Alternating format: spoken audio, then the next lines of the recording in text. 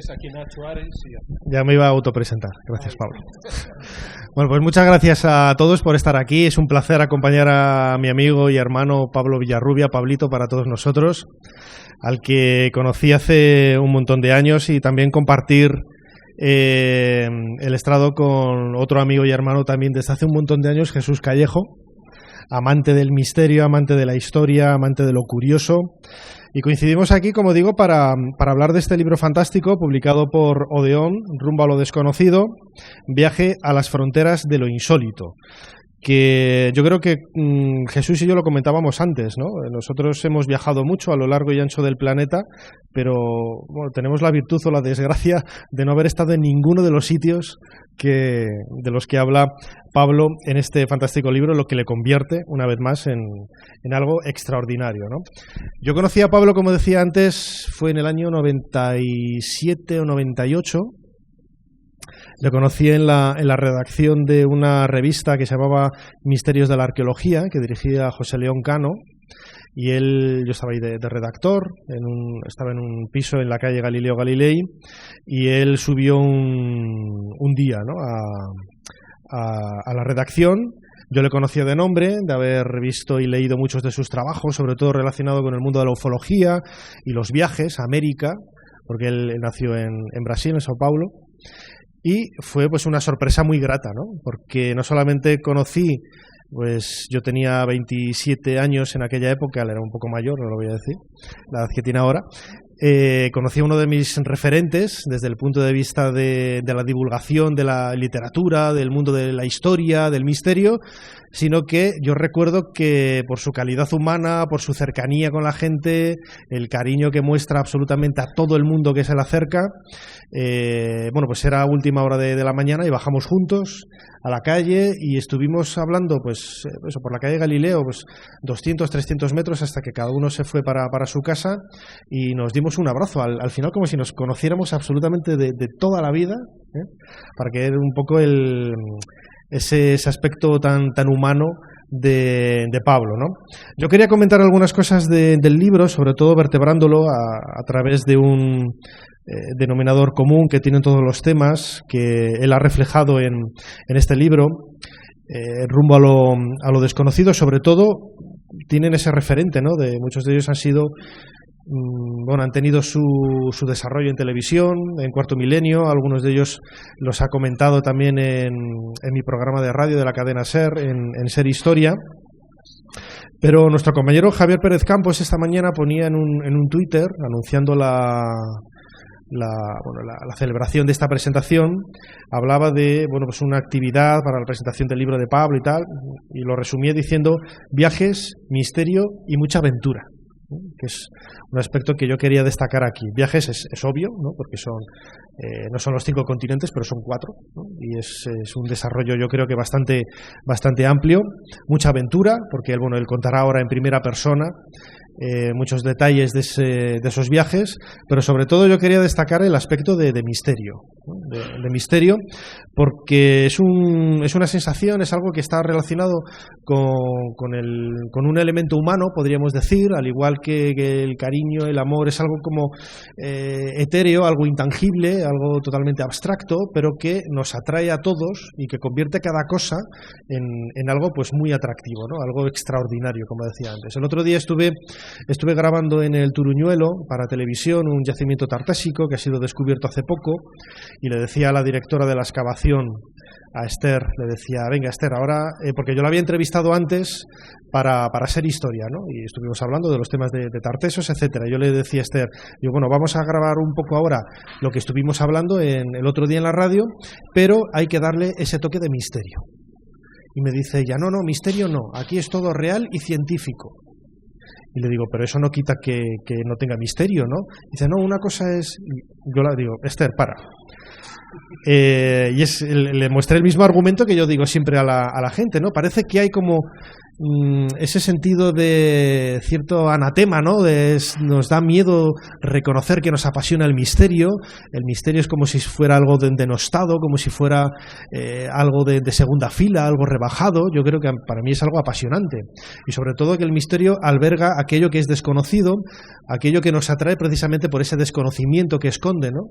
Yo le decía a Esther, digo, ¿tú sabes lo que te vas a encontrar ahí debajo de esos bloques de piedra? ¿Tú sabes el significado que tiene esa bañera ritual?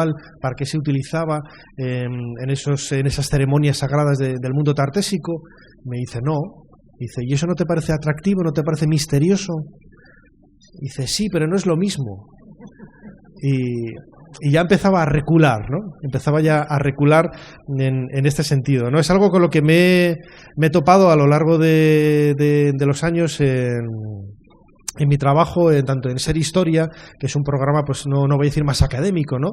Y mi vertiente más heterodoxa en Cuarto Milenio, en donde siempre hay que buscar una percha de misterio, siempre hay que buscar algo rozando un poco el exceso de esos objetos, de esos elementos, para convertirlos en algo quizá un poco más atractivo, ¿no? Pero ese es el misterio, ¿no? El misterio yo creo que lo inunda todo, y es algo que tanto Iker como Javier, como Carlos Largo, compañero también de Cuarto Milenio, que está aquí con nosotros, y todos los que hemos compartido esta casi suerte de bautismo, ¿no? Hace décadas, cuando nos iniciamos viendo en televisión, escuchando en la radio esos programas míticos de Antonio José Alés, de Fernando Jiménez del Oso, etcétera, etcétera, etcétera, pues todos ellos tenían ese común denominador, ¿no? Que es el misterio, que yo creo que es lo que aúna un poco el libro de Pablo Villarrubia Mausó en esta magnífica edición, ¿no? Un viaje por... No son los 5 continentes, pero podríamos decir casi que son los 5 continentes, porque abarca, yo creo, bueno, las etiquetas, las fronteras, es algo que ponemos nosotros. El mundo de la Tierra yo creo que es lo suficientemente atractivo como para no tener que estar ahí recortándolo y poniéndole pros y contras y esas fronteras que, como digo, son en muchos casos artificiosos, pero en realidad es un libro sobre todo vinculado al ser humano como protagonista de esa historia, de esa naturaleza, y también ese aspecto misterioso que es lo que en definitiva rodea a la propia historia del hombre. Y después de esta chapa, no quiero aburrirles más, y quiero ceder la palabra a mi compañero Jesús Callejo, y luego pues hablará Pablo y nos pondrá, creo que, algunas fotografías de sus viajes, y eso sí que será la chapa de verdad. Seguir hablando hasta el final. Perdona, mira, tenéis que hacer como hizo Iker Jiménez, mi querido amigo y hermano, hace poco tiempo presentando el libro de Javier Pérez Campos. Iker dijo, me voy a quedar 10, 15 minutos y me voy a ir, ¿eh? Bueno, media hora, 40 minutos, 50, 60, se animó nuestro amigo y al final, claro, Javierito quedó 10, 15 minutos exponiendo el tema. Yo encantado, si queréis hacer lo mismo, porque con amigos de esta categoría, de este calibre, para mí es genial. Además que cuenten sus aventuras y su historia es también fantástico. Amigo Jesús, te dejo la palabra. Gracias, con la venia, su señoría. Bueno, la verdad es que siempre estar en un acto como este, ¿no? Donde un buen amigo, más que amigo, un hermano en estas lides del misterio, pues presenta un libro, yo me siento congratulado, y además teniendo también como padrino de aventuras, pues teniendo a Nacho, ¿no? Para mí son más que amigos, ellos lo saben, nos han unido muchísimas sincronicidades a lo largo de la vida, muchísimas, más de las que parecen. Incluso en este último libro también hay una serie de sincronicidades que se han perpetrado, y todavía no lo sabe Pablo, pero se lo voy a decir ahora en un ratito.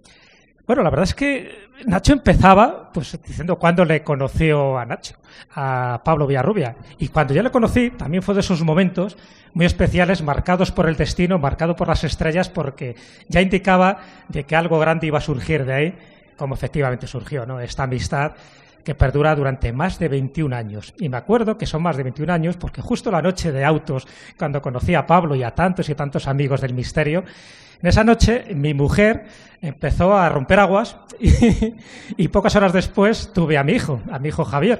Por lo tanto, ya veis en qué momento tuve que salir disparado, no pude terminar la cena, pero sí que son de esos momentos emotivos que quedan marcados por un acontecimiento tan entrañable como fue el nacimiento de mi hijo. Bueno, pues en esa noche, en esas horas previas, conocí a Pablo Villarrubia y desde entonces, sí es verdad, siempre ha habido esa sintonía, lo mismo que con Nacho, la verdad que Nacho Ares para mí son de esas, ya digo, más que amigos, hermanos, y así nos llamamos, muchas veces somos hermanos. Fíjate que cuando cogemos el teléfono, cuando Pablo me llama o yo le llamo, siempre decimos amigo Pablo, amigo Jesús, o sea, siempre está la palabra amigo por delante, lo cual eso ya indica toda esa complicidad que tenemos. Y a partir de ahí, pues ha habido miles de aventuras, viajes, peripecias. Me siento orgulloso de haber sido yo, junto con Carlos Canales, el editor en español de su primera obra, de Brasil Insólito, en Corona Borealis, cuando Corona Borealis era una editorial decente y no lo que se convirtió después. Entonces, eso para mí fue un orgullo porque, bueno, fue darle a conocer en España y sobre todo en el ámbito más castellano, porque sabéis que tiene las dos nacionalidades y conoce perfectamente los dos países, darle a conocer, y a partir de ella ya me enamoré no solo de él, sino también de su obra, de sus viajes, de sus aventuras, de sus peripecias alrededor del mundo. Y fue pues un no parar, o sea, todos los libros que he ido publicando los tengo ya en mi biblioteca, reseñado con una categoría de Pablo Villarrubia, con letras de oro, incluido el último, el de 1916, ese Titanic español, que le tuvimos también en el programa de la Escuela de la Brújula para que nos hablara de él y para que nos lo promocionara. Y lo bueno es eso, lo versátil que es, ¿no? O sea, no solo escribe sobre viajes, como ese viaje mágico por la América, ¿no? Por la cantidad de misterios que había en América, que para mí es un libro de cabecera cada vez que voy a América. Y luego nos sorprende con este libro. Y digo que nos sorprende porque estos 8 enclaves geográficos que él cita, estoy de acuerdo con Nacho, en ninguno de ellos les conozco. Mira que he viajado, en ninguno he estado. Para mí han sido también eso, referentes para subrayarlos y para tomar nota para cuando vaya a Armenia, cuando vaya a Sri Lanka. Sí nos ha servido de conversación para muchos de nuestras tertulias, estas comidas que hacemos de vez en cuando, donde empezamos a departir sobre lo divino y lo humano, más bien sobre lo humano, pero también entre los fenómenos sobrenaturales.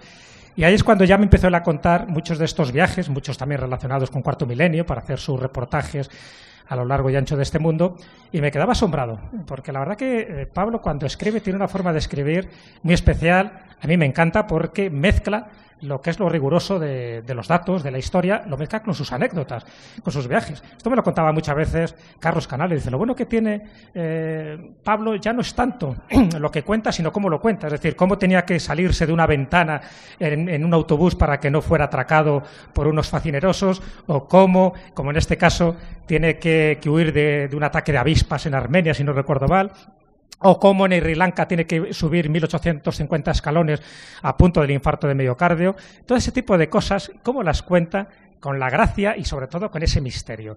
Por eso cuando estaba contando Nacho esa anécdota, ¿no?, de personas que dicen que son científicas y que no creen en el misterio porque piensan que el misterio es anticientífico, muchas veces dices, qué pena, ¿no? Qué pena que la gente entienda que el misterio solo son fantasmas, ovnis, y no se da cuenta que el misterio es todo lo que nos rodea. Es decir, en el momento que abres los ojos por la mañana y todo lo que nos está ocurriendo, todas esas sincronicidades o todas las peripecias, todo es una forma parte del misterio, el misterio de la vida, incluso el misterio de la muerte, pero también el misterio del propio viaje, ¿no? Entendido también el viaje como un viaje iniciático, la propia vida. Es decir, el misterio está en todo, está en la geología, está en la astronomía, está en la literatura y, por supuesto, está en la historia y está en los viajes. Entonces, no entender así el misterio es no enterarse de nada de la vida. Y lo bueno que tiene Pablo en estos libros es que te da una visión global de cómo hay que enfocar el viaje. El viaje tiene que ser participativo. Él es siempre muy generoso con sus amigos y con todos aquellos que participan en sus aventuras. Siempre cita a las personas con las que está. Y ahí se da una sincronicidad que Pablo no sabe, pero cuando yo estaba leyendo el libro, es curioso porque citas a 2 personas que en ese momento yo no conocía físicamente y en una semana, justo en una semana, he conocido a 2 de esas personas. Una es Juan Antonio Sanz, el que le sirve, en fin, de intérprete cuando está en la República de Altai, porque sabe ruso y sabe hasta 8 idiomas. Yo no le conocía a este hombre, que me parece carismático, le conocí hace muy poco, y hace muy poco también, en compañía con Nacho Ares, conocí a Manuel Olcina, al director del Museo Arqueológico de Alicante. Son 2 personas que él cita, yo en ese momento no los conocía, para mí eran nombres, y en ese momento les he puesto rostro, y en ese momento he visto que realmente son personas que tienen mucho que contar y que por alguna razón estaban en su libro. Y Jesús Ejido. Y Jesús Ejido, efectivamente, la tercera persona, también me lo acabo de contar, tampoco le conocía. Bueno, pues para que veáis cómo en muy poco tiempo, gracias también a él, en el caso de Manuel Olcina, por una exposición de mayas, ¿no?, que va a haber en breve en el Museo Arqueológico de Alicante, pues digo, qué curioso, ¿no?, cómo se dan estas curiosidades, sincronicidades que él cuenta mucho en su libro y que también me iban ocurriendo. Él cuenta, por ejemplo, cómo en muchos de estos enclaves hay unos denominadores comunes que son muy llamativos. Me gusta porque él hace siempre ese encaje de bolillos, él va relacionando una cosa con otra, igual que hago yo, igual que hace Nacho cuando viajamos. Es decir, algo que ves, luego lo relacionas con otro enclave, con otro lugar. Hay denominadores comunes en este libro. En estos 8 enclaves geográficos, él se da cuenta que en muchos de ellos hay, por ejemplo, una presencia de ovnis. Hay muchísimo ufológico porque además se encarga de preguntar a todo el mundo si ha visto ovnis. O sea, que en plan machacón dice, ¿ha visto usted ovnis? Y encima le responden que sí, y lo cuenta. O sea, en todos estos lugares sagrados, lugares de poder, hay fenómenos ufológicos y los relata. Pero también hay personajes míticos. Está desde el tío, del Supai, en fin, de la dama, por ejemplo, que se encuentran, dice la fantasmagórica en las estepas de Altai, habla de civilizaciones desconocidas, como no, de los Chub, de Belobodier, en fin, han estado a las puertas de Shambhala y no entraron, se les olvidó la contraseña para entrar a Shambhala, pero estuvieron muy cerca de este reino mítico de Shambhala, ha estado siguiendo las huellas de Fawcett. No sé si habéis visto la película que están dando ahora en los cines, que se llama Z, la ciudad perdida, y que está basada en una obra, en una gran obra, ¿no?, de David Grant, que es precisamente basado en la vida del coronel Fawcett. Bueno, pues él también ha buscado las huellas y dónde puede estar el coronel Fawcett. La pena de esa película es que el título solo se reduce a los 20 minutos finales, trata de más cosas menos de eso. Sin embargo, uno de los que más conoce sobre la vida, misterios y milagros de Percy Fawcett es ni más ni menos que Pablo Villarrubia. Tendrían que tener de asesor en esa película a Pablo, porque realmente se hubieran puesto sobre el tapete unos cuantos elementos que no quedan reflejados en la película y que desde mi punto de vista queda bastante coja a la hora de analizar un poco toda la envergadura que tuvo este gran personaje, este gran explorador que estuvo buscando precisamente esa ciudad perdida, ¿no?, la ciudad perdida de Z. Bueno, pues Pablo Villarrubia ha buscado muchísimas ciudades perdidas en Brasil, en su tierra, pero también en otros lugares del mundo. Bueno, pues en este libro te encuentras también con ese denominador común, cómo hay también petroglifos, cómo va en busca de pinturas rupestres, cómo va en busca de estas culturas que nos han precedido, que muchas de ellas han desaparecido, que solo nos quedan pequeños vestigios, pequeñas huellas, pero él va hasta el último monte, subiendo miles de escaleras, bajando hasta las cimas, hablando con todo el mundo, buscándose todo tipo de traductores e ingeniándoselas, porque eso es lo que hace un buen viajero, lo que hace un buen trotamundos, lo que hace un buen explorador. Y Pablo lo tiene, de verdad, es un reportero a la vieja usanza, es un reportero de raza. No hay gente así ya, por desgracia. Es decir, son de esas últimas generaciones donde el tío se ha jugado la vida buscando este tipo de enclaves. Y luego va y lo cuenta. Y lo cuenta además con todo tipo de detalles para que la gente vaya. También es verdad que advierte de los peligros. Si alguien va a salar de Uyuni en Bolivia, que tenga mucho cuidado porque es uno de los lugares más peligrosos. Y una de las cosas que él se da cuenta también, igual que le pasa a Nacho, igual que me pasa a mí, es que se da cuenta de que muchos de estos yacimientos arqueológicos tienen orientaciones astronómicas. Y él, en 3 de los lugares que cita, ve que hay orientaciones astronómicas, pero no cualquiera, sino precisamente a una constelación muy determinada que es a Orión y a las 3 Marías, al famoso cinturón de Orión. Y lo cuenta y os dice en qué lugares están. Entonces, todo este tipo de encaje de bolillos que va haciendo en sus distintos capítulos, cómo te va metiendo en esa atmósfera, cómo te va contando sus anécdotas, me parece encomiable. Y además, incluso cuando él cuenta en 2 de los lugares cómo los astronautas también están interesados. Los astronautas que han estado en la Luna o que han estado fuera de nuestra atmósfera, luego se interesan por determinados misterios arqueológicos que tiene este planeta. Y él ha estado en todos ellos. Yo recuerdo, por ejemplo, el caso de Armstrong, cuando se interesó muchísimo por la Cueva de los Tallos en Ecuador, pero él cita el caso de Buzz Aldrin, cuando estuvo precisamente en Armenia buscando chamanes, buscando gente que le informara sobre determinados enclaves misteriosos de este lugar. O cuando cita, me parece que es a Charles Duke, que también, claro, que también él se interesa mucho por el salar de Uyuni. Es decir, cómo este tipo de gente, astronautas, que han conocido, que tienen una preparación científica, que nadie puede dudar de su integridad y de su valía científica, cómo les interesa también el misterio, cómo también saben que hay determinados enclaves en la geografía donde hay mucho por decidir, que faltan muchos interrogantes todavía por descifrar. Bueno, pues si un astronauta, estos 3 astronautas que acabo de citar, estaban interesados en estos enclaves, que por cierto son lugares donde él también ha estado, algo quiere decir, ¿no? Todavía nos quedan muchas piezas del puzzle por rellenar. Y por suerte, tenemos a gente como Pablo Villarrubia, como Nacho Ares, que se encargan de ir a estos sitios. Con Nacho Ares participé hace muy poquito en un viaje también entrañable, emotivo, a la isla de Malta, en busca de los surcos, en fin, otro de los enigmas arqueológicos más sorprendentes y más inquietantes que hay, de las construcciones megalíticas más antiguas de Europa, etcétera. O sea, siempre, si os dais cuenta, lo que nos une a nosotros 3, además de la amistad, además de nuestras comidas, además de nuestras tertulias, son los viajes y es la pasión por el misterio. Yo creo que esa pasión es la que no tiene que desaparecer. Por eso es bueno que existan libros como estos. Hay que ir rumbo a lo desconocido, porque incluso aunque estemos allí, y eso es mi recomendación, y de hecho a algún lugar de estos que cita iré en breve, pero hay que estar allí, porque incluso estando allí, lo que uno ya sabía queda ampliado con lo que vas descubriendo sobre la marcha. ¿Cuántas veces, amigo Pablo, te ha pasado que vas buscando un misterio y te encuentras 3 o 4 más? Pero eso es lo que tiene la aventura de viajar. La aventura, como decía Hemingway, de mezclarte estrechamente con la vida, de estar con la gente, de preguntar, de no tener miedo, de siempre ir un paso por delante y luego intentar contarlo para aquella gente que también se apasione, se emocione, lo viva, lo disfrute. Y qué mejor manera de transmitir todo esto como él, que es un gran comunicador, que a través también, no solo de sus reportajes en televisión, en Cuarto Milenio, sino también a través de los libros. Y de vez en cuando nos obsequia con regalos como este, con este rumbo a lo desconocido, que desde luego es un gran regalo. Yo creo que esa es gran aportación, porque ahí está un trozo de su vida, de su parte mágica de la vida, donde ha estado reflejando esos lugares que a él le han marcado y que luego pues intenta contarnos todo eso que a él le ha emocionado, y a fe que consigue transmitir esa emoción.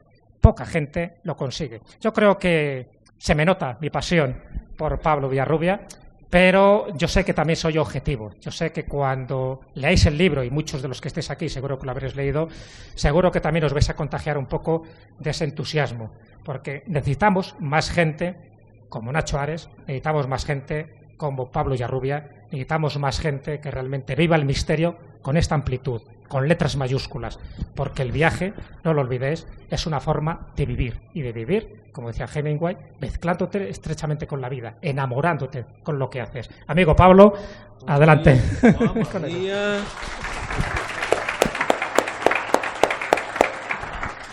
Corín, palabras como estas de Jesús, Callejo, un amigo, que un Nacho, realmente me dejan sin palabras, literalmente, ahora mismo, porque es un lujo, son amigos, como dice, son hermanos, son viajeros, son escritores, son gente que posiblemente dentro del misterio han alcanzado lo máximo y todavía tienen que alcanzar todavía más, porque hay más delante. Nacho, por ejemplo, con Ser Historia, Cuarto Milenio, Jesús también colaborando con nosotros en Cuarto Milenio, con Escóbula de la Brújula, que es un super podcast de este momento, de lo más descargado. Yo creo que es el 4º ahora mismo, ¿no? En todo el mundo hispano, ¿no? Coge, mira, por favor, me gustaría que cualquier cosa que Nacho y Jesús participaran aquí mientras estoy hablando, porque vamos a hacer algo más informal. Compañero, eres Jaime, ¿no? Jaime, mira, de la primera carpeta de Altai, ve poniendo cada 2 minutitos una foto. Yo iba a hablar de una forma general, porque tampoco vamos a hablar de todos los capítulos, no hay tiempo. Y además quiero aprovechar aquí los amigos, que no es siempre que podemos tenerlos en un lugar como este, ¿no? Y que puedan hablar aquí, participar, y me parece genial.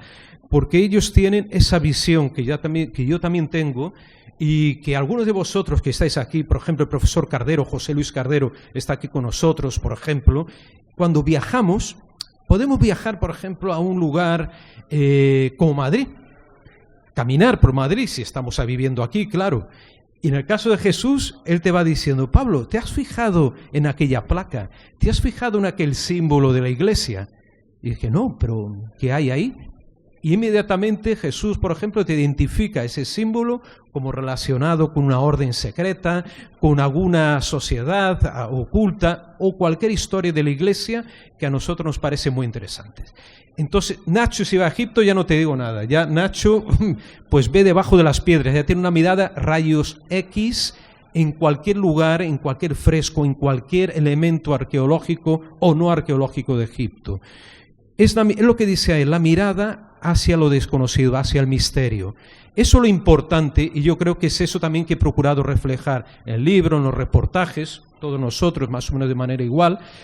Esa mirada, lo importante es saber mirar, saber identificar, porque tú puedes ir a una excursión incluso organizada, no sé, a República Dominicana o cualquier otro sitio del planeta, y sí que te puedes encontrar cosas muy interesantes, aunque vayas con un grupo numeroso, da igual, no importa la forma de viajar, lo que importa es la forma de mirar. Y nosotros miramos hacia esos elementos, o procuramos por lo menos estar atentos a esas señales, ¿no? Por ejemplo, entre nosotros está Óscar Soriano, que está por ahí también, que del Museo de Ciencias Naturales, un buen amigo, y le encanta la criptozoología. Entonces, cuando Óscar viaja por ahí, seguramente, así como nosotros también, si vamos al Altai, en este libro hay un capítulo, no sé si está, ahora ponemos alguna foto ahí del capítulo de Altai, pues en esa región de Centro Asia fuimos atrás de la pista del Yeti, del Almas, del Yeti de Centro Asia. Y claro, fuimos buscando, indagando, hasta que al final, casi al final del viaje, dimos con una persona que vio esa criatura y que nos relató algo. Pues Óscar Soriano, también lo mismo, a lo mejor un microbio, ¿existe un microbio criptozoológico? Posiblemente sí, existan. Y entonces él va a buscarlo, él va por lo menos a hacer el esfuerzo de estar mirando, de estar buscando. Fuimos a Orense a hacer un viaje por allí, por un tema de lobos muy interesante para Cuarto Milenio, y él recogía muestras de agua, ¿no?, de una fuente que había en Orense extraordinaria. O sea, es una persona que está buscando elementos. Y es lo que hacemos nosotros, de eso tratamos. Entonces, si nos gusta el fenómeno, antes dijo Jesús aquí, mira, Pablo preguntó tal hombre. Claro, vamos preguntando sobre el fenómeno ovni siempre. Mira, el domingo comí con mis padres, fuimos hasta la pradera de San Isidro, que fue una maravilla, lleno de gente, una comida llena de fritanga, pero da igual, hay un ambientazo tremendo por allí, ¿no? ¿Y qué pasó? Fuimos a comer al restaurante y en un lugar muy recatadito, en un rincón de ese restaurante que era sosegado y que no había nadie, y de pronto llegan 5 personas. De esas 5 personas, entonces esas personas empiezan a hablar y todas eran de Belém do Pará, de Brasil, imagínate. Justo allí se van a meter elementos de Belém do Pará y del estado de Macapá. Y les pregunté sobre el mítico Chupa Chupa, el famoso vampiro extraterrestre. Les pregunté y ellos sí que habían oído hablar de esa historia y empezamos a hablar un rato. Entonces son esas sincronicidades, casualidades que siempre nos están conectando. Como dijo también Nacho, Jesús antes, es verdad, ocurren cosas de ese tipo, no nos esperamos, estamos metidos en esa red oculta o red invisible, yo digo, en que nos conecta en algún momento de nuestra vida con algo, con ese desconocido, con ese factor que siempre buscamos, ¿no? O que estamos ahí buscando de forma, digamos, casual, entre comillas, ¿no? A Nacho lo habrá pasado, ¿no, Nacho? Muchas veces, ¿no? También, ese tipo de cosas. Pues de eso se trata. Entonces, cuando escribimos un libro como este, como Rubio Desconocido, que recogí historias hechas por Cuarto Milenio, la mitad, y creo que la otra mitad también por viajes que hice por mi cuenta, con mi esposa, con Montserrat, que además pasamos una luna de miel curiosa, nos fuimos a Camerún, imagínate que va a pasar la luna de miel en Camerún, en medio de África, porque conocimos a Joan Riera, un gran antropólogo, hicimos buena amistad y decidimos ir con la esposa de él y con Monse, y nos fuimos a visitar los grupos de los pigmeos Bayeli, que es uno de los capítulos también que dedicamos en el libro. Los Bayeli son un grupo de pigmeos muy poco conocido, quizá los más occidentales de África, que están en esa zona ecuatorial, y que un conde español descubre, entre comillas, en los años 40, cuando era la época de la Guinea española todavía, porque estamos hablando de un territorio fronterizo entre Camerún y la Guinea. Y entonces para mí fue una de las aventuras más extraordinarias porque estuve en contacto con un pueblo realmente que vive de una forma primitiva, entre comillas, primitiva. Si vas a ver cómo ellos viven, cómo ellos consiguen buscar soluciones para sus problemas y cómo las encuentran, cosa que a lo mejor ninguno de nosotros lo haría, por supuesto, es impresionante ver cómo ese grupo de gente buena, gente maravillosa, están considerados los mejores padres del mundo. Hicieron una encuesta antropológica en que dijeron, bueno, ¿cuáles son los mejores padres de las principales etnias del mundo? Los padres pigmeos, porque saben educar a medida justa a los niños. No les dan mucha chuchería, no existen chuches tampoco por ahí en la selva, ¿no? Pero no les van a dar, digamos, mucho cariñito, mucha tontería. No, saben equilibrar la educación y los educan bien a los chavalines. Entonces es una maravilla. Y otro factor interesante, que a Óscar le va a interesar la historia, creo que ya se la conté un montón de veces, es la historia de que fui a indagar una cosa allí con ellos, porque hablé con Fernando González Siches, otro gran y buen amigo, y también me dijo, Pablo, llévate unas láminas, me las mandó por correo electrónico, llévate unas láminas que tengo yo y están preparadas, con un rinoceronte, un orangután y el Mokele Mbembe. Mokele Mbembe, que es una criatura como si fuera un dinosaurio, describen algunos, y para ver si esta gente vio al Mokele Mbembe. Entonces dije, bueno, me las llevo, las imprimí, claro, en papel, tal.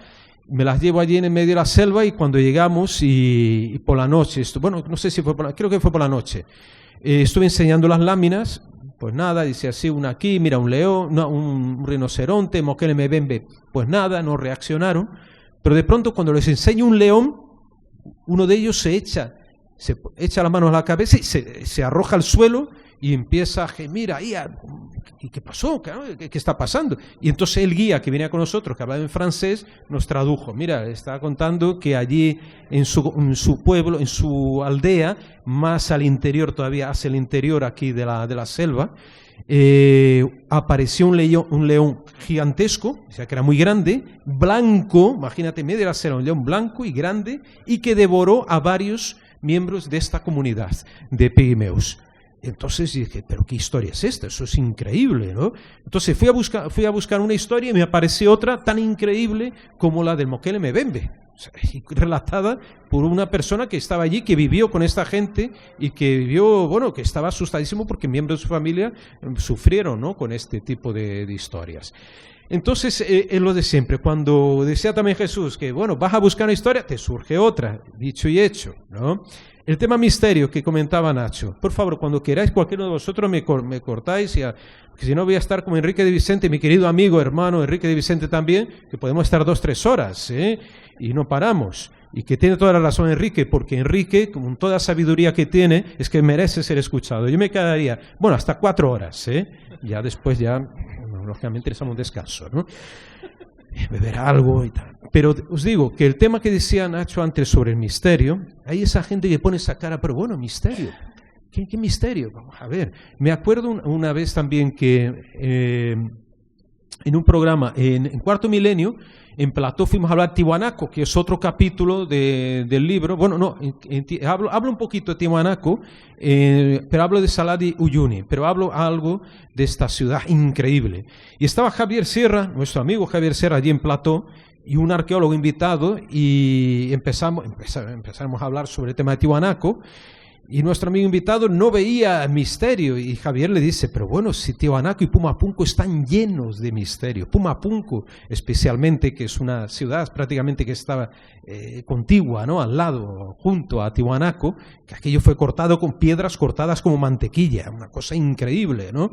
Claro que hay misterio, hombre, y no va a haber. Y eso es lo que nos lleva, lo que nos impulsa, esa pasión. Yo creo que Nacho, cuando pequeño, cuando leía algún libro de Egipto, el misterio de Howard Carter entrando. Yo leí también un librito, me acuerdo, cuando tenía 10 años, una colección que me fascinó la historia de Howard Carter, con unos dibujitos y tal. Y claro, eso me metió en la historia, el misterio de la oscuridad, cuando alumbras, hay una antorcha, una luz, lo que sea, una linterna, y de pronto te encuentras con algo desconocido. ¿Cómo que no? El misterio está en nuestra alma. Eso lo repite constantemente nuestro querido amigo Iker Jiménez también en el programa. Algunos le critican, o muchos, por este factor. Yo digo, pero por favor, vamos a ver, si está hablando de lo más bonito, del misterio de la vida, Iker nos está mostrando esa faceta que nos hace tan atractivo el saber, el conocer algo. Si no fuera mejor por el misterio, muchos de nosotros, incluso científicos, aquí que están entre nosotros o por ahí, no estarían ahora investigando alguna cosa. Entonces el misterio de la vida permea todo, permea, claro, el saber ver y saber buscar, ¿no? Ponemos algo. Ya están algunas imágenes. No, Pablo, solo, dime, por favor. Estamos hablando de Tiahuanaco y estamos hablando del misterio, y recuerdo una anécdota que cuentas en tu libro, porque en Tiahuanaco está el original del monolito Bennett. Pero en La Paz, en Bolivia, hay una reproducción de ese monolito Bennett, pero en su momento estuvo el original. Y dices que, bueno, que mientras estuvo el original había una serie de calamidades, parece que tenía un malfario ese monolito. Cuenta un poco también para que veamos cómo algo arqueológico, una piedra, con todo el misterio que implica, mientras estuvo en este lugar, fuera de lugar, es decir, fuera de su ubicación, sí que ocurrieron como ciertas calamidades, como deseando estar en su sitio, que en este caso sería ese templete subterráneo de Tiahuanaco. Bien recordado. Además, hay una historia preciosa en el monolito Bennett, yo creo que fue en los años 20, lo descubrió el Bennett, este arqueólogo norteamericano, y lo saca de su yacimiento original, que está a no sé si un poco más de 100 kilómetros de La Paz, ¿no? En Tiahuanaco, justamente, que es una maravilla, un lugar en el altiplano. Y entonces es un monolito alto, no sé si tiene 8 metros de altura o por ahí será, o 7, 8 metros, es altote. Es una figura, déjame ver si está, mira, ven a la carpeta de Bolivia, no sé si lo he puesto, a una carpeta Bolivia. Mira, a ver, Jaime.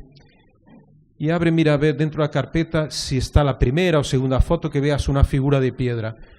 A ver, esto es Potosí. Ve buscando búscamela tú mismo. Una que aparece una figura de piedra marrón, así de pie, como un hombre. Pues bueno, es una... Ahí está, la tienes ahí. Mira, es este de aquí, este monolito Bennett. Y eso está... Bueno, esta es una réplica que ahora está en La Paz. Pero el original... fue cambiando de lugar, no estaba exactamente ahí, yo creo que estaba en otro sitio, en una avenida, lo pasaron 2 o 3 veces, lo cambiaron entre la ciudad. Bueno, lo trasladaron, y a partir del momento que lo trasladan empiezan a ocurrir una serie de calamidades, como dijo Jesús. Hay una guerra que acaba, una guerra entre, me parece, Bolivia y Paraguay. Y sí, la guerra del salitre, pierde precisamente su conexión con el mar, Bolivia. Exacto, ahí pierde la guerra Bolivia, después hay una inundación, nunca hubo una riada tan gigantesca como la que hubo en La Paz, creo que en los años 30, y arrasa ahí una serie de barrios de La Paz, y van sucediendo catástrofes, o sea... Incluso cuando perdía el equipo de fútbol también se lo atribuían al monolito. Exactamente. Bueno, hasta que ganó de Argentina ya, se fue hace poco tiempo, pero ya la habían trasladado. Además, fíjate qué curioso, atribuyeron el hecho de que ganaron la selección de Argentina, 2000 y pico, no sé cuánto, 2004, tal, ahí en La Paz, al hecho de que el monolito ya no estaba allí. Porque en el 2002, si no me equivoco, se lo llevan otra vez a Tiahuanaco, hay una procesión gigantesca, van chamanes por el camino, van bendiciendo ahí el monolito, ¿no? Y todo, y ahí parece que todo se tranquiliza aparentemente. De hecho, Bolivia vive unos años, ya varios años de tranquilidad, porque antes era un presidente tras otro. Yo me acuerdo que cada 2 años o menos cambiaba de presidente Bolivia, y aparentemente desde que está el monolito, que también Evo Morales se aprovechó un poquito de la historia también, porque él también Evo Morales fue investido como presidente espiritual en Tiahuanaco, por los chamanes que estaban allí. De hecho, entrevistamos para el programa, y está en el libro, uno de ellos que estuvo allí presente, bendijo al presidente, invocó los dioses de antiguo Tiahuanaco. Entonces, toda esa es historia viva, digamos, eso es la arqueología mezclada con elementos, digamos, actuales. Cuéntame. Sí, no, es que se estaba escuchando ahora atentamente, hablando de Tiahuanaco, de estos lugares arqueológicos maravillosos que podemos disfrutar en América. Y claro, como decía antes, yo no he estado allí, ¿no? Yo de América pues conozco un poco Uruguay, lo conozco muy bien, un poquito Brasil, un poquito Argentina, pero poco más, ¿no? Y muchos de esos lugares, nosotros, que prácticamente somos de la misma generación, aunque yo soy el más joven de los 3, sí, los hemos conocido de alguna forma a través de libros escritos en los años 60 por Erich von Däniken y otros autores, ¿no? Y estaba pensando ahora, no sé lo que pensaréis vosotros, quizás nosotros seguimos hablando de lo mismo, porque el misterio sigue estando ahí, no ha cambiado, sigue estando el misterio de Tiahuanaco, de otros grandes lugares de América o del mundo, de Egipto, de Malta, por ejemplo, ¿no? Que Däniken también escribió sobre ello. Sin embargo, ha cambiado un poco la interpretación que se realiza de ese enigma histórico, ¿no? Estaba viendo, por ejemplo, aquí petroglifos de estos humanoides que claro, o sea, en los años 60, en los años 70 estarían identificados precisamente con eso, ¿no? Con alienígenas, con humanoides. Yo creo que la teoría extraterrestre pues está totalmente dejada de lado, ¿no? Pero sigue estando el enigma ahí, sigue estando el misterio. Desconocemos absolutamente todo, ¿no? Lo que significa la verdadera razón, ¿no? de esas figuras. O cuando tú estuviste buscando, por ejemplo, ahora al Yeti, ¿no? O sea, en las fronteras de Rusia, Siberia. Y el hecho de que, claro, siempre hemos identificado el Yeti con el Extremo Oriente, con América del Norte, Bigfoot. Sin embargo, hay infinidad de lugares donde hay tradiciones muy parecidas, lo que nos hace ver una vez más la una de la tarde ya, donde nos hace ver una vez más esos arquetipos, ¿no? Que de alguna forma todos nos sentimos, o mejor dicho, todos hemos sido bautizados en algún momento de la historia, ¿no? Con esas mismas ideas en diferentes lugares del planeta, sin haber tenido unión, contacto entre unos y otros, pero en definitiva desarrollamos las mismas ideas, las mismas explicaciones, los mismos enigmas, los mismos interrogantes, ¿no? No sé qué os parece esto. Sí, mira, un poco al hilo de lo que has dicho, Nacho, y además para que nos lo confirme y lo desarrolle Pablo. He visto unos grabados también en tu libro, hace poco también aparecían ahí, que su cabeza es muy llamativa porque tiene una cabeza en forma de hongo. Bueno, eso en los años 70, Peter Colosimo, Däniken y Berger lo hubiera identificado, pues eso, como posibles cascos extraterrestres.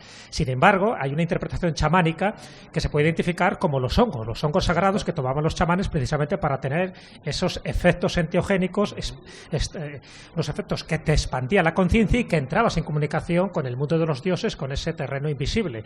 Entonces, desde ese punto de vista, muchas de las pinturas rupestres, muchos de estos grabados tienen otro significado, y tú además has sido testigo un poco de esa interpretación, que es mucho más coherente y que indica más de que nuestros antepasados no necesariamente necesitaban ayuda extraterrestre, sino que eran mucho más inteligentes, mucho más avanzados de lo que nos imaginamos. Es verdad. Mira, y ahora has tocado un tema interesante de los cabezas de hongos. Después lo veremos. En el libro hay fotos, están en el capítulo Altai.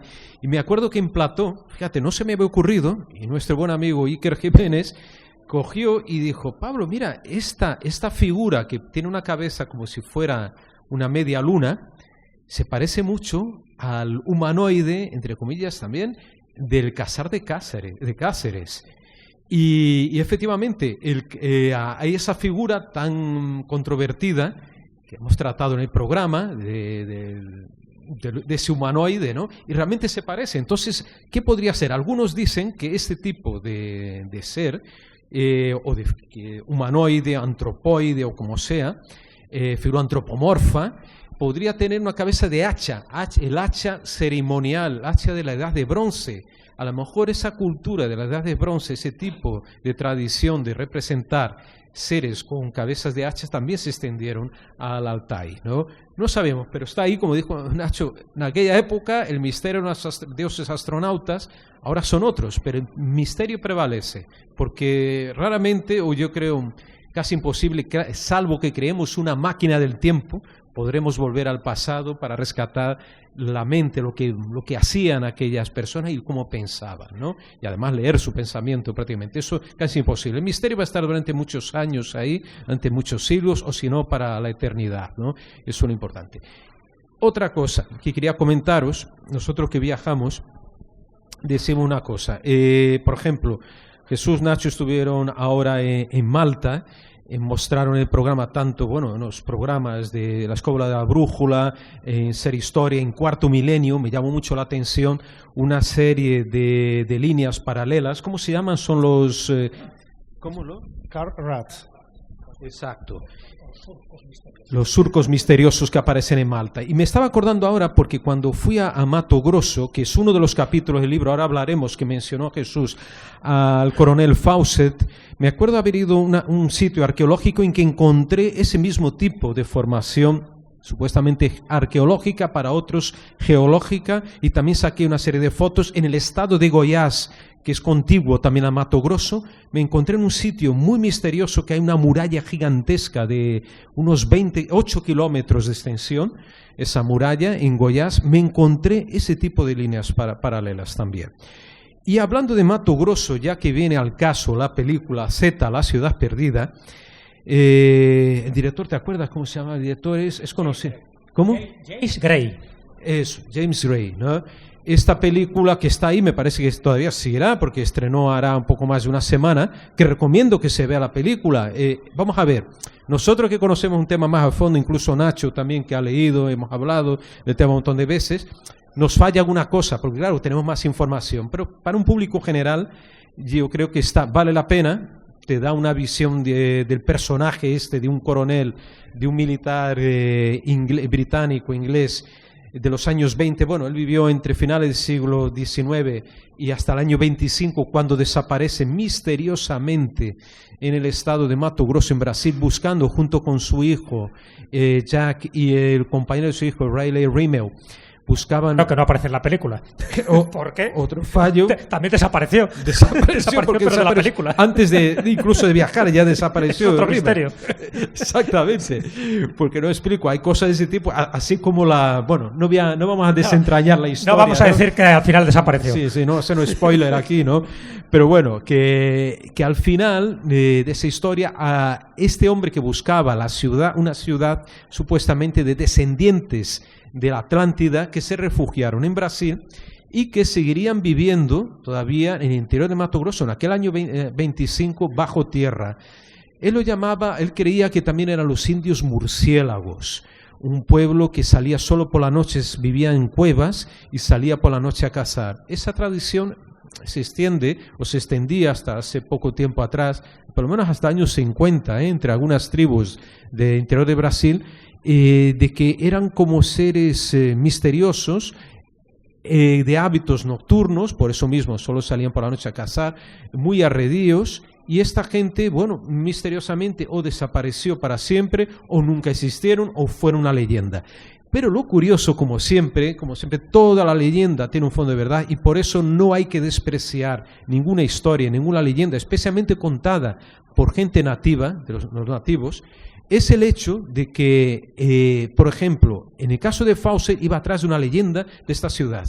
Resulta que en el año 2000-2001, unos arqueólogos de la Universidad de la Florida en Estados Unidos acaban descubriendo que toda esa región donde viajó Fawcett está plagada, a través de fotos de satélite y excavaciones que hicieron, de antiguas aldeas habitadas por grupos muy numerosos de indígenas. Y estamos hablando poco antes de la llegada de los portugueses, antes del 1500, en 1200, 1300, año 1000, estaban habitadas por cientos, miles de indígenas, ciudades con una forma circular, conectadas unas con otras a través de carreteras, entre comillas, eran como calzadas que formaban desde lo alto, desde el satélite.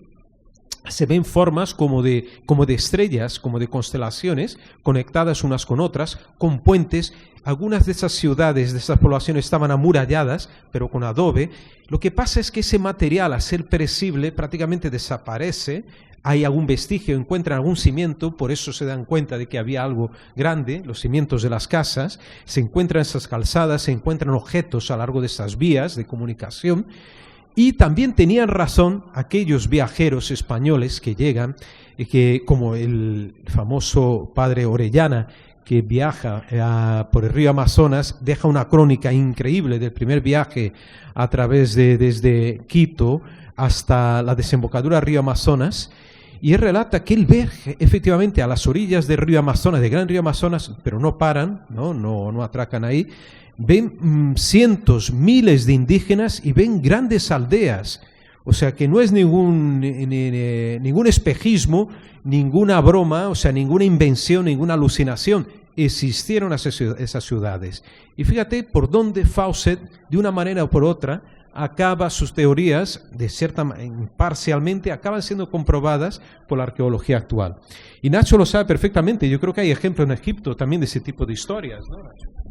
Bueno, tanto en Egipto en otros lugares, ¿no? Lo curioso es que las investigaciones en muchas ocasiones, en el campo, por ejemplo, que a mí me atañe, que es mi especialidad, que es la egiptología, hay que pensar que es una ciencia que lo mismo sucede también con los primeros descubridores en el siglo XIX, estas expediciones científicas que se hacían en el XVIII, XIX a América, descubrieron cosas, se dieron por sentadas y a lo largo de décadas y de generaciones han permanecido incólumes, en el sentido de que nadie ha protestado o nadie ha intentado revisar, ¿no?, esas teorías que se plantearon, ¿no?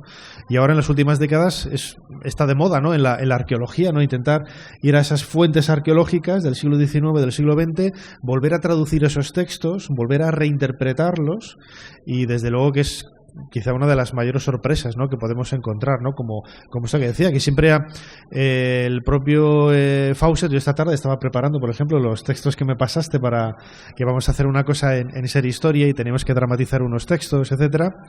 El último de ellos, pues bastante frustrante, ¿no?, el propio Fawcett diciendo que, joder, como no tenga éxito esta expedición, van a decir que he sido un interesado, que lo único que he buscado ha sido el dinero, y desde luego es gente, al igual que todos los exploradores que dejaron su vida en el siglo XIX y comienzos del XX en Oriente Próximo, en Egipto, en América, que dicen, no, es que iban allí a saquear y ahora los museos, los grandes museos del mundo están llenos de piezas gracias al saqueo que ellos perpetraron, ¿no? Pues bueno, yo soy bastante expeditivo en ese sentido, porque yo defiendo a ultranza el trabajo de estos exploradores, eran hijos de su tiempo. Aquellas piezas se compraron en muchas ocasiones, en la inmensa mayoría, de forma legal y han llegado hasta nosotros pues gracias a su trabajo, ¿no? Y si no llega a ser por ellos, que en muchas ocasiones eran gente de muchísimo dinero y que no tenía ninguna necesidad de estar pasándolo mal en estos lugares, en la selva, comiéndoselo los mosquitos, mordiéndole todo tipo de bichos o muriéndose en el desierto, fueron capaces, lo suficientemente valientes como para dejarlo absolutamente todo, ¿no?, por intentar alcanzar una meta, ¿no? Una meta que en muchas ocasiones pues era un descubrimiento científico, atraídos por el misterio, por lo anómalo, lo extraño, como Percy Fawcett u otros investigadores. ¿Verdad? Eso es, y hay que saber, como ha dicho Nacho, saber situar en el tiempo, en el espacio. Estamos hablando de gente de su época, no podemos pensar con la misma mentalidad de hoy en día. Entonces, Coronel Fawcett iba de buscar lo que buscaba, una quimera, a lo mejor, pero mira, un soñador, que esa quimera empieza en Sri Lanka. Además, por eso fue uno de los motivos que me llevó allí, y el tema también de los portugueses, que ya sabe Jesús que me encanta también, y Nacho, toda la historia, seguir un poco la huella de estos portugueses, que muchas veces iban con castellanos, iban juntos, ¿eh? Acaba siempre, mira, por ejemplo, en Sri Lanka, que estuve allí, que es un país maravilloso, los lugares más espectaculares, más exóticos de la tierra, acabo viendo, o sea, yendo a lugares donde habían estado los portugueses, que fueron arrasados después por los holandeses, los eternos enemigos, ¿no?, que acaban arrasando con todo, que con la huella dejan algo, pero me impactó, y ahí me acordé de Nacho, cuando vi aquellas dagobas, que son cúpulas gigantescas. Una de ellas tiene el mismo volumen de la pirámide de Kefren. Dije, pero Madre Santa, cuando veo aquello delante, 110 metros, 120 metros de altura, una semicúpula, o sea, la cúpula, y dentro toda, bueno, constituida de piedras, de barro, adobe, y además con algún objeto sagrado de Buda, siempre tienen que tener. Y es lo típico, bueno, si todas esas dagobas de que hay en todo el mundo budista, pudiéramos juntar todas las partes del cuerpo, ¿no?, de Buda, pues daría una montaña, ¿no?, de huesos de Buda. De hecho, también acabamos descubriendo que en Kandy, que es una ciudad sagrada, hay un templo en que un portugués junto con un español intentaron robar el diente de Buda. Estamos hablando de 1600 y pico. Una historia impresionante, impresionante. Pero el diente de Buda es un colmillo de ese tamaño que me da la impresión que es de un tigre, ¿no? En serio, debe ser de diente de tigre, y lo tienen ahí, lo veneran, hay toda una fiesta, y hay una historia preciosísima. Esa ciudad, nunca, hasta que no llegaron los británicos, no pudieron conquistar Kandy, ¿no? Pero los portugueses estuvieron ahí como consejeros de rey de Kandy, junto con españoles que también en aquella época de Unión de las Coronas, que ya hemos hablado un montón de veces, ¿no? Transitaron libremente, ¿no? Españoles, portugueses por estas colonias. Lo que quiero decir también es que en el pasado, en el libro también lo muestro, es que no es que quiera defender hipótesis difusionistas puras y duras, ¿eh? O sea, de que, bueno, que los egipcios llegaron a América, este tipo de cosas que pudo haber ocurrido, ¿por qué no? Pero que en el pasado la gente se movía mucho más, con mucho más frecuencia de lo que hoy imaginamos. Bueno, en el pasado, claro, las distancias, claro, hoy es muy fácil viajar, en el pasado es muy difícil. Pero sí que hubo una serie de migraciones, gentes que viajaron miles de kilómetros o por tierra o por mar y dejaron su huella. Y algunos de esos misterios también los reflejo en el libro. Chicos, entonces, lo que me gustaría a partir de ahora, si algunas preguntas, me parece más conveniente que vosotros hagáis preguntas a cualquiera uno de nosotros aquí que está presente y estaremos encantados de contestaros, ¿eh? No sea el que quiera preguntar, levantarse, o yo paso el micrófono y ya está, ¿eh? Con quien, o levante la mano y que pregunte, ya está. Venga, ¿alguna pregunta aquí del público? Imagino que alguna. Compañeros, sí.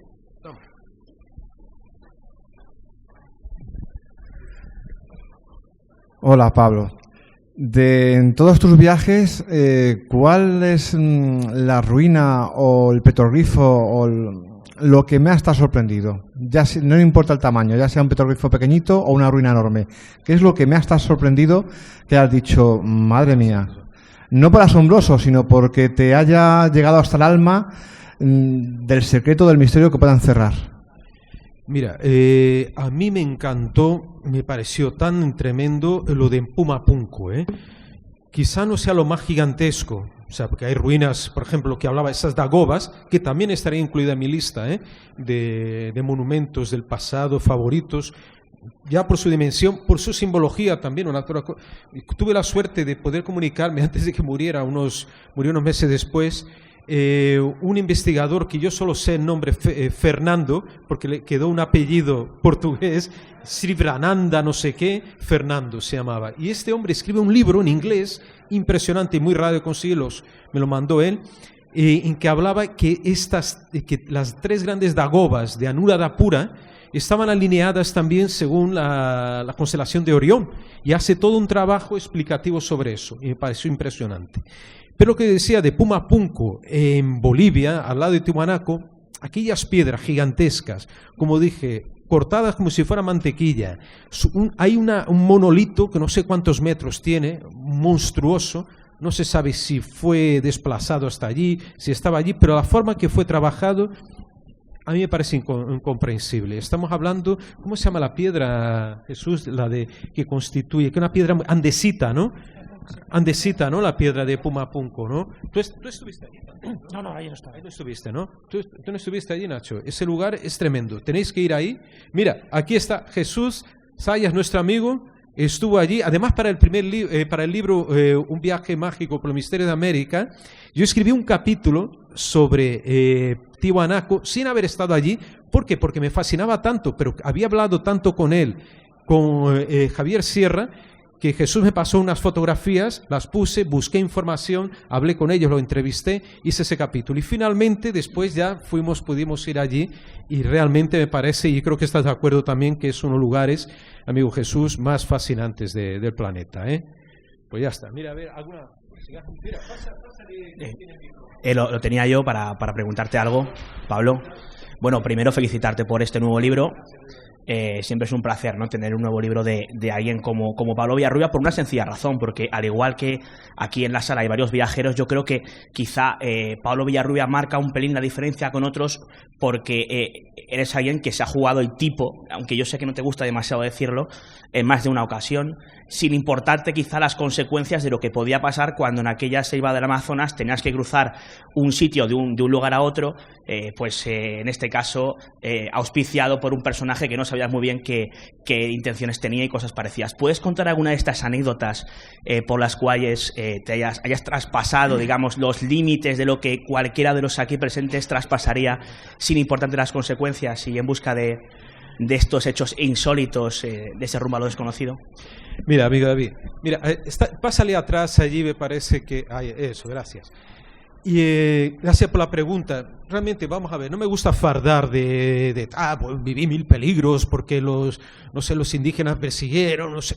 Vamos a ver, cualquier viaje hasta un pueblo aquí de Madrid puede tener un riesgo. Te puedes caer, te puedes precipitar al vacío, escurrirte. En un viaje organizado, estás bajando un autobús, te puedes puedes caerte, hacerte daño. En cualquier lugar, incluso dentro de tu casa, tú lo sabes perfectamente, puedes tener un accidente. Entonces, pero claro, aumenta el riesgo a medida que tú vayas a un lugar a que a lo mejor no tengas atención médica cerca de ti, algún asesoramiento, alguien que te pueda ayudar. Por ejemplo, es muy común, y el otro día estaba viendo Fran de la Jungla, que estaba enseñando unos crótalos, ¿cómo se llaman? Estas serpientes, el cascabel, ¿no? El cascabel, sus crótalos. Y él decía, esta es la serpiente más peligrosa del mundo. Y realmente es la serpiente más peligrosa. Y en 2 ocasiones me topé con este tipo de serpiente. Una vez me acuerdo, fue en el desierto de Chihuahua, que no está aquí en el libro, en Rumbo a lo Desconocido. No sé si lo mencioné en Viaje Mágico. Yo había pedido autostop. En aquella época todavía se podía pedir autostop. Estoy hablando en los años 94, 95, en el norte de México, en Chihuahua. Hoy no sé cómo estará la situación, hoy no me atrevería.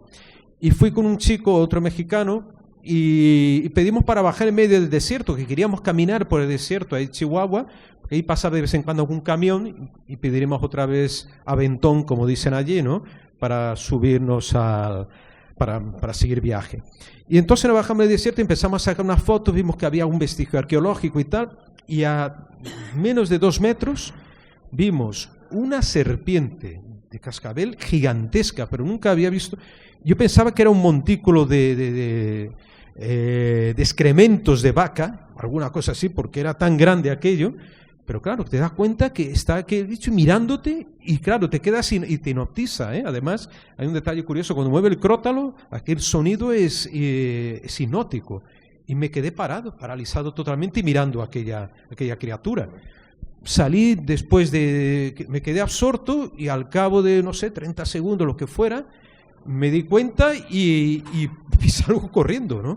Estaba delante de aquel ser que posiblemente en el salto me alcanzaría.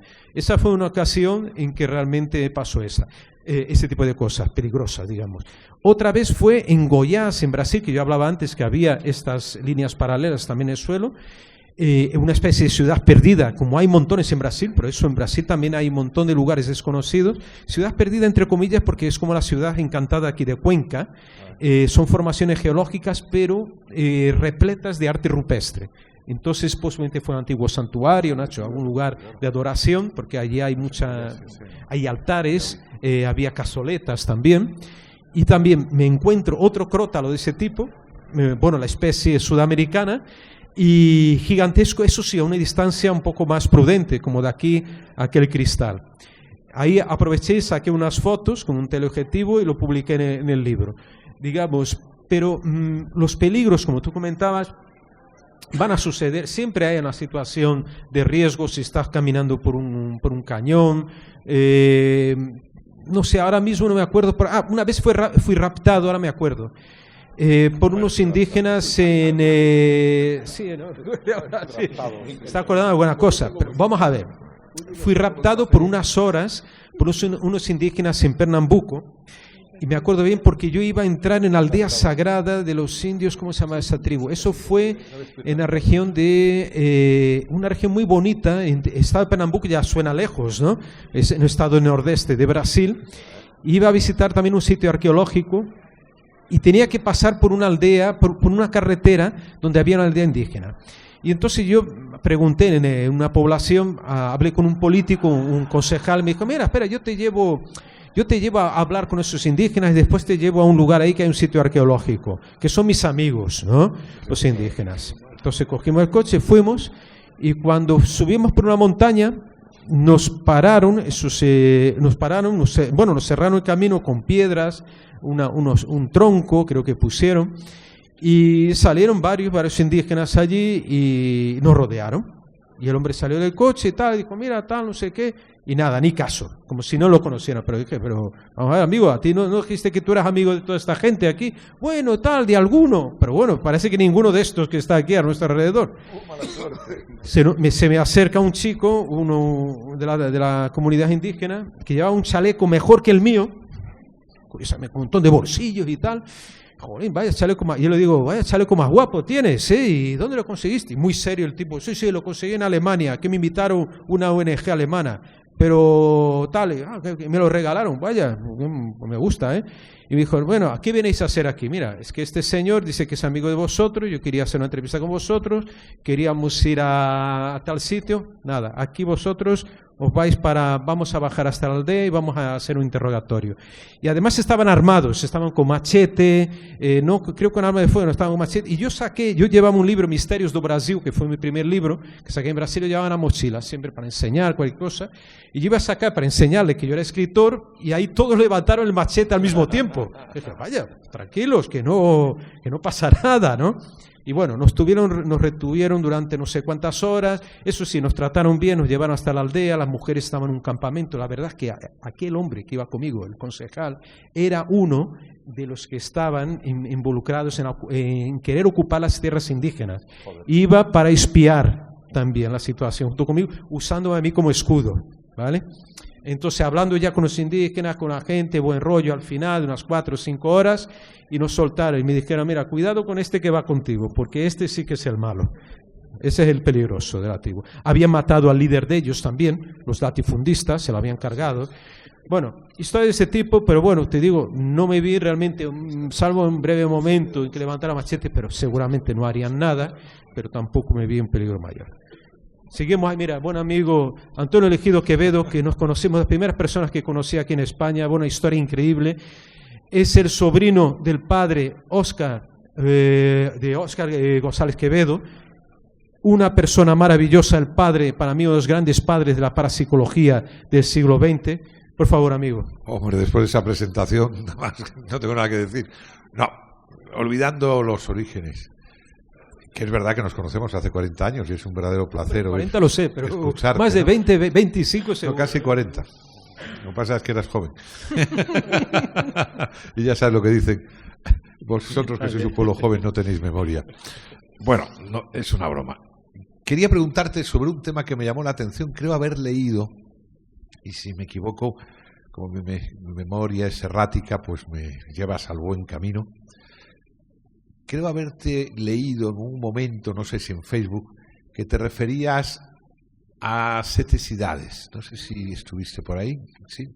Sete Cidades, que sabemos que es un lugar que está en el estado de Piauí, en el nordeste de Brasil. Y entonces creo que te referías a los dibujos que aparecían en un determinado momento. Sete Cidades, que es un lugar parecido a Cuenca, con la diferencia de que aquí Cuenca, la ciudad encantada, me refiero, lo hace el viento, allí lo hizo el mar.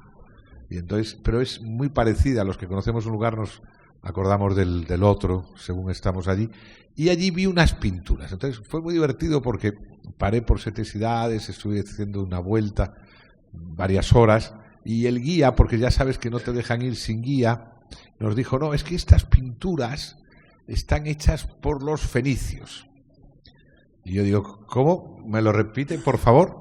Y dice, sí, estamos hablando de pinturas de hace 11.000 años, que ellos decían que lo habían hecho los fenicios, y el guía me dijo, no, además es que lo pone en la página web. Digo, si lo pone en la página web, esto tiene verosimilitud. Creo que tú te referías en algún momento, en uno de los escritos que te leí en Facebook, ¿es correcto? ¿Te referías a este lugar? ¿Podrías darme tu opinión? Y mira, Antonio, que sí que tú eres de las pocas personas que conozco que conoce Siete Ciudades, porque no es un lugar muy habitual. Hay un pequeño turismo interno en Brasil, pero pequeño, a Siete Ciudades. Tampoco es un lugar que está muy apartado, está en Piauí, norte de Brasil, nordeste de Brasil. Y es un lugar muy bonito, hombre. Es como aquí la ciudad encantada de Cuenca, pero a lo bruto, ¿no? O sea, a lo bestia, de grande, gigantesco. Allí tuve la oportunidad de conocer cerca de allí, a un amigo Reinaldo Coutinho Arcoverde, y que descubre un monumento arqueoastronómico muy interesante. Es le llaman la columna del diablo, él la llamó, y realmente hay un agujero en una pared y durante el solsticio penetra la luz del sol y da justamente a ese monolito que está en medio de una especie, una explanada, en la fecha de solsticio. Es impresionante, eso en 7 ciudades. Y como decía de las pinturas, hay una tradición, vamos a ver. En los años 20, un austríaco llamado Ludwig Schopenhagen, este hombre recorrió medio nordeste y él, como en aquella época, como decía Nacho, con sus ideas de aquel momento, él creía que aquella gente que había dejado aquellas pinturas rupestres allí eran fenicios. Era digamos, la hipótesis que estaba en boga en aquel momento final del siglo XIX, principio del siglo XX. Ahora, ¿qué tiene de bueno Ludwig? Si no fuera por Ludwig Schopenhagen, que cogió su cuadernito, hizo sus dibujos, hizo sus planos, dejó por escrito que él había estado por allí, que había encontrado este lugar, que había encontrado el otro, que había encontrado otro lugar parecido y tal, a lo mejor no sabríamos nada de 7 ciudades, o quedaría ahí olvidado, o incluso lo habían destruido antes, ¿no? Y permitió que se protegiera. Entonces Ludwig, vamos a ver, posiblemente no estuvieron los fenicios ahí, en la teoría de él. Después Jacques Niemeyer, que aquí nuestros amigos conocen perfectamente, que era un francés filonazi, ¿no? Jacques Niemeyer, él decía que aquello era producto digamos, de los vikingos, que los vikingos pasaron por allí y dejaron sus huellas, sus pinturas y todo. Posiblemente ni uno ni otro, los que estuvieron allí y fueron indígenas de la zona, eso sí, con conocimientos. Yo descubrí también allí un lugar que es como una especie de bóveda dentro de una cueva, o sea, hay una bóveda con cientos de pinturas de estrellas, o sea, un pequeño planetario. Yo me tumbé en el suelo, estoy contemplando aquello y dije, bueno, aquí pintaron la esfera celeste. Yo nunca había visto un planetario prehistórico de esas características, que podía haber varias estrellas, algunas identifiqué como Orión, lógicamente, pero es eso. Sí, porque además lo databan en 11.000 años, 10.000, 11.000 años. Yo pensé que habían sido tribus antiguas, porque claro, los fenicios 1000 y poco antes de Cristo. Me parecía un poco complicado que ya 10.000 años antes hubieran viajado, ¿no? Pero bueno, como tú sí eres un profesional y sabes de esas cosas, por eso quería preguntarte, ¿no? O sea, tú eres más bien de la opinión de que eran seguramente indios del lugar, ¿no? Sí, del lugar y con los conocimientos arqueoastronómicos brutales, cosa que, digamos, solo se ha valorado ahora, ¿no? En los últimos años. Muchas gracias por la pregunta, Pablo. Gracias. A ver que sigan ahí algún compañero más o alguien aquí del público, por favor, a voluntad. O aquí a nuestros amigos, por favor. Jesús Callejo, todo un lujo. Y Nacho Ares, que estén aquí, que puedan contestar, es genial. Mira. Amigo Harvey, ¿alguna pregunta? José Luis. Mira, pásale aquí a... Mira, ahora me lo das. Sí, bueno, os quería hacer una a los tres. Para cada uno de vosotros, ¿cuál sería vuestro enigma histórico preferido, digamos? Empieza por tu medio. Enigma histórico. Bueno, a ver, el mío sería un enigma arqueológico. Estamos hablando de arqueología, la verdad que me interesa muchísimo la arqueología y en este libro de Pablo hay mucha arqueología. Y yo, uno de los intereses, ¿no?, que me mueve cuando viajo a distintas partes del mundo, incluso en España, es ver estos yacimientos arqueológicos y darme cuenta de que lo que nos han contado hasta ahora pues es deficiente o muchas veces hasta es mentira, ¿no? Entonces, como enigma histórico, pero yo te diría prehistórico, que se me ocurre ahora, que además es muy poco conocido, sería la Cueva de los Casares. La Cueva de los Casares, que está en Guadalajara, en Riva de Salices, muy poco conocida, pero yo la he visitado 2 veces y la verdad es que para mí te rompe los esquemas de lo que nos han dicho.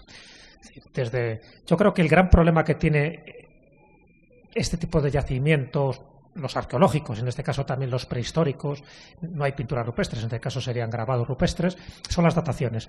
El gran problema que tenemos, y un poco lo decía Antonio, es que cuando se hablan de 11.000 años, 12.000 años de antigüedad y se mezclan, pues eso, con vikingos, con fenicios, pues hay un totum revolutum donde mezclas de todo, porque no existían ni fenicios ni vikingos en esas épocas, había otras cosas.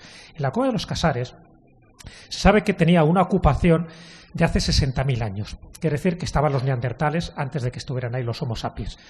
Entonces, muchos de esos grabados posiblemente fueran hechos por estos neandertales. Si es así, como también se dice de las pinturas de la cueva de Nerja, por ejemplo, porque se han datado en 42.000 años, esto nos cambia totalmente un poco nuestra percepción. Y entonces, en muchas de esas cuevas, sobre todo del norte de España y del sur de Francia, sí que estamos viendo dos elementos que empiezan a ser más admitidos. Por una parte, que a lo mejor muchos de estos grabados y pinturas no son del Homo sapiens, sino de los neandertales, por lo tanto hay que atribuirles una capacidad artística, un conocimiento y además incluso una trascendencia, ¿no? Un pensamiento mágico mucho más importante del que ahora mismo se admite. Por otra parte, que muchas de esas pinturas fueron hechas por mujeres, no por hombres. Se sabe además porque, por ejemplo, en la Cueva de los Casares aparece todo el ciclo reproductivo de la mujer. Es decir, aparece desde la concepción, el parto y todo lo que tenga que ver con los ciclos lunares y, por lo tanto, con las fases de la menstruación y de los ciclos femeninos. Todo eso está ahí recogido. Pero es que lo que es más llamativo todavía, si la cronología de esos grabados en la Cueva de los Casares es así como nos dicen, es decir, hay que remontarla a 30.000 años en algunos de los casos, ya no te hablo de los 60.000, sino más o menos estaríamos hablando de entre 25.000 o 30.000 años, es que muchos de los caballos que están representados, el caballo es un tótem en esa cueva, ¿no? Muchos de los caballos tienen bridas, es decir, tienen correajes en su domesticación, cuando eso era imposible, según nos han dicho los arqueólogos y, por supuesto, los historiadores. Bueno, y luego las cabezas humanoides que están ahí descritas, es decir, los caballos y los ciervos, por ejemplo, tienen una precisión perfecta para la antigüedad que tienen. Pero luego hay humanoides, y sin embargo los humanoides no los hacen perfectos. O sea, los hacen perfectos lo que son las piernas y los brazos, pero las cabezas no son humanas, son reptiloides. Entonces dices, qué curioso. Estaban en un trance chamánico, ¿por qué lo hacen deliberadamente así? Bueno, pues todo eso, si sumamos los caballos, si sumamos todo el ciclo reproductivo, incluso una especie de matrimonio ritual que también se aparece ahí, con la cópula incluida, ¿no? Si incluimos también estos humanoides con esta cabeza, vamos a llamarla reptiliana, tan extraña, y si pensamos que estamos hablando de una antigüedad de unos 30.000 años, desde luego la Cueva de los Casares a lo mejor es uno de los enigmas, de los interrogantes que habría que analizar. Por eso digo que, puestos a decir uno a bote pronto, porque he estado allí hace un par de semanas, la Cueva de los Casares os recomiendo que vayáis, porque a lo mejor muchas de las cosas que teníais preconcebidas cambiarían vuestros esquemas. Fíjate, ahí es un lugar que no estuve. Ahí no estuve. No.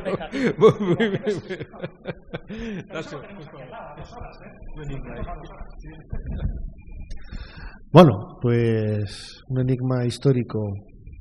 La verdad es que hay muchos. Y es una pregunta difícil, ¿eh? Es una pregunta difícil, sí. El preferido de el todos. Preferido, sí. Hombre, que más me intriga, yo diría, por ejemplo, además lo comentábamos en televisión hace un mes o así o dos, ¿no? Cuando se emitió el reportaje de los Cartwrights en Malta, ¿no? Es algo que a mí me descoloca totalmente, ¿no? Esas líneas grabadas de forma paralela en la piedra, que hay infinidad de teorías para explicarlo, que si canalizaciones de agua, que si la huella de ruedas dejadas ahí durante siglos, pero ninguna de esas hipótesis encaja, ¿no? con lo que se encuentra ahí en la isla de Malta, me estoy refiriendo, ¿no? Los Carrats que durante cientos de kilómetros recorren la isla y van de un sitio a otro, ¿no? Y se decía que pensaban que iban a alguna cantera o algún yacimiento, algún poblamiento, algún templo, pero no, van todos y algunos incluso acaban en el mar, ¿no? Lo que complica aún más estas vías. Pero eso quizás es el que más me intriga, ¿no? Y el que más me apasiona, el más me gusta, bueno, pues siendo egiptólogo tendría que elegir alguno de Egipto, ¿no? Y más que, por ejemplo, el marido, cómo se construyeron las pirámides y este tipo de cosas, que cada vez estamos un poco más cerca de conocerlo, pues yo creo que dando un paso más allá, ¿no? Y yendo un poco también a lo que decíamos al principio, ¿no? De la fascinación que sentimos por el mundo del misterio, es cuando realmente se da ese paso en la historia en donde la tradición judío-cristiana se convierte en lo que es, el cristianismo se desarrolla tal y como lo conocemos y bebe de fuentes, en muchos casos egipcias, ¿no? O babilonias, ¿no? Yo creo que ese momento, que es el siglo II, el siglo III seguramente de nuestra era, para mí es muy, muy interesante, ¿no? Porque encontramos en las fuentes, en los textos, referencias que nos proyectan automáticamente al mundo de los faraones, pero amoldadas a un concepto y a un escenario totalmente novedoso, ¿no? Y estamos hablando de lo que decía antes, un poco de los arquetipos, ¿no? De los arquetipos que caracterizan al ser humano desde la prehistoria, que le hacen pensar en objetivos determinados y que, dependiendo un poco del entorno físico, del entorno geográfico que tenga, de la naturaleza, de su propia idiosincrasia, es capaz de amoldar un poco esas creencias al momento, ¿no? Y yo creo que para mí es una de las épocas históricas más apasionantes. Se va un poco de lo que es el mundo faraónico, pero para mí, si tuviera que elegir ahora mismo uno, a lo mejor salgo aquí dentro de media hora y digo, que no me he acordado de este, ¿no? Y cambiaría de opinión, ¿no? Pero yo creo que me quedo con esos, ¿no? Desde el punto de vista arqueológico, los Carterats de Malta, y esa transición, sobre todo porque aunque uno sea más o menos creyente y vaya o no a misa y tal, no dejamos de estar embebidos y condicionados por la cultura y la tradición, que es lo que somos, ¿no? O sea, eso no, a mí me sobrecoge en muchas ocasiones cuando hay gente que se obceca con la idea de dar la espalda a la iglesia, de dar la espalda a la religión, a la cultura de la que hemos bebido absolutamente todos, ¿no? Es muy triste entrar en una iglesia y no entender nada de lo que estás viendo, ¿no? Porque se ha perdido la lectura y la simbología, el significado de lo que se quiere transmitir ahí, ¿no?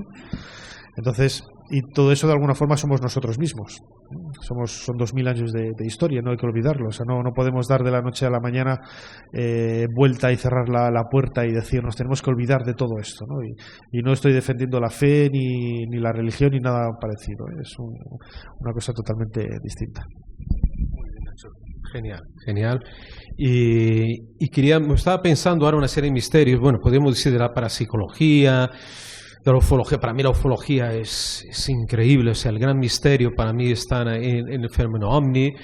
Jesús ha desarrollado junto con Carlos Canales, una teoría increíble, que a mí me parece la más novedosa de los últimos tiempos, que lo vi en un congreso con amigo David Cuevas, ¿te acuerdas? Que uno de los congresos que organizaste, una charla de ellos impresionante, pero no vamos a hablar sobre esto ahora.